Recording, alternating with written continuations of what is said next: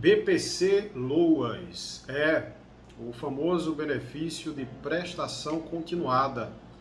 Estou aqui para te explicar hoje um pouco mais a respeito deste amparo social concedido pelo governo federal. Meu nome é Magdiel Freitas, sou advogado previdenciarista e, mediante a várias dúvidas dos nossos clientes ou de vários brasileiros a respeito deste benefício, estarei aqui tentando esclarecer da maneira mais breve possível para que as suas dúvidas sejam sanadas. Bem, o benefício de prestação continuada é concedido a pessoas de baixa renda que comprovem, ou melhor, que provem diante do governo federal, através do cadastro único, do programa do governo federal, que são pessoas hipossuficientes, são pessoas que não têm condições de se manter de forma mais humana possível, por isso estão em busca deste amparo social. Este benefício é concedido a duas classes de pessoas. Primeira classe, as pessoas com deficiência, logicamente, e em segundo lugar, aquelas pessoas com idade de 65 anos ou mais.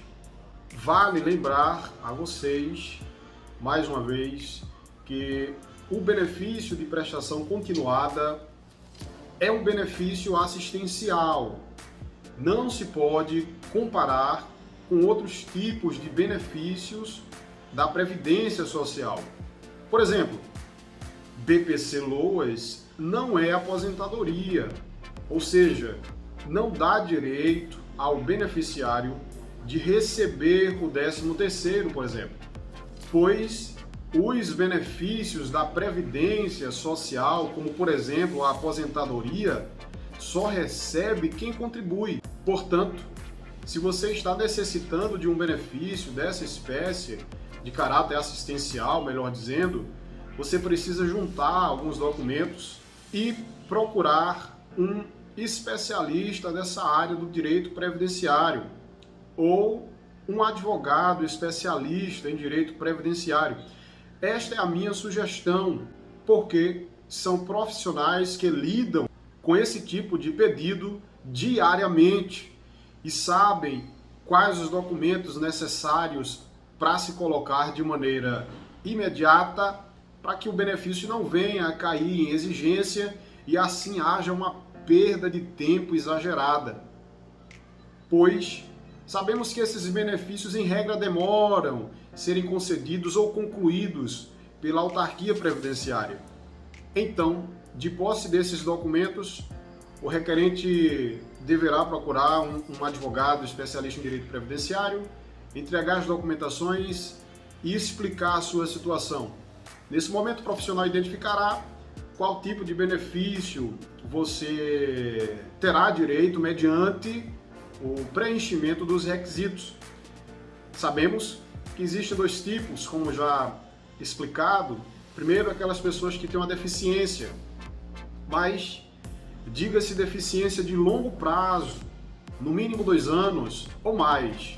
Realmente, são pessoas que precisam provar, além da deficiência, através de laudo médico, tudo bem? Laudo médico com o CID, o Cadastro Internacional de Doenças, descrevendo de forma clara se aquela doença incapacita você ou não para o trabalho. O laudo ainda deve ter o nome do profissional, o carimbo dele, a assinatura e a data, que é muito importante. Portando todos esses documentos, o beneficiário ou requerente, melhor dizendo, deverá juntar toda essa documentação, levar ao profissional da área e ele dará entrada nesse benefício assistencial à pessoa com deficiência. Ou seja, após ter todos esses documentos e dar entrada no pedido, esse pedido entrará numa fila de análise nacional, tudo bem? Essa fila de análise, digamos que é um pouco morosa, um pouco demorada, Por isso que muitas pessoas às vezes não têm paciência e ficam perguntando ao advogado: doutor, como é que está a minha situação? Porque até agora não saiu. Infelizmente é assim que funciona. Mas por você entregar os seus documentos ou confiar o seu pedido a um advogado, ele saberá o meio mais preciso para que o seu benefício ganhe uma rapidez, uma celeridade maior e você não fique tanto tempo nessa fila de espera. Então, voltando, dando entrada nesse documento, entrará numa fila nacional e após ser concluído pelo INSS, existem duas opções, não é? O benefício pode ser concedido ou negado. Ao ser concedido, parabéns, você passará a receber seu benefício de forma mensal, a sua renda mensal de forma, em regra, vitalícia, tudo bem? Pois mais para frente eu irei explicar o porquê de o benefício assistencial, em regra, ser de forma vitalícia, ou seja, para o resto da vida. No entanto, se o seu benefício foi negado, não concedido pelo INSS, o advogado entrará com a sua ação na Justiça Federal, logicamente, para que você passe por uma perícia federal, tudo bem? Lembre-se, o seu pedido foi negado de forma administrativa, mas você passou por uma perícia médica administrativa do INSS, como também pela avaliação social, tudo bem? Cumpridos esses passos e sendo negado somente na Justiça Federal para que o seu problema seja analisado e, preenchendo os requisitos, ser concedido ou ter o benefício implantado pela Justiça Federal. Por outro lado, aquelas pessoas que têm idade de 65 anos ou mais, preenchendo o mesmo requisito de renda per capita, que seja 1/4 do salário mínimo, não é? Claro que na Justiça às vezes é flexibilizado. Alguns juízes entendem de maneira diferenciada, mediante a avaliação biopsicossocial da família daquele requerente, ou seja, quem reside com ele na sua casa. Então, quem possui 65 anos de idade ou mais deverá levar os seus documentos pessoais para comprovar esse primeiro requisito e como também a sua situação no CadÚnico, de igual forma que o deficiente, que o portador de deficiência, melhor dizendo, precisou levar o advogado, os seus documentos que comprovam a baixa renda, inscrição no CadÚnico, a renda per capita que a Lei Orgânica da Assistência Social determina. O idoso também deverá comprovar essa sua situação de hipossuficiência, demonstrando através desse cadastro único que preenche esse segundo requisito de renda. Então, portando todos esses documentos, o profissional dará entrada na via administrativa do INSS, passará por uma fila de análise da mesma maneira. Se demorar ou passar o prazo específico que a lei determina para que o INSS analise o pedido, você sabia que existe um prazo específico? Sim, existe. O INSS, em regra, não cumpre, por isso o advogado saberá a maneira viável de entrar na justiça para que o seu pedido ganhe uma rapidez e assim o seu pedido venha a ser concluído com sucesso.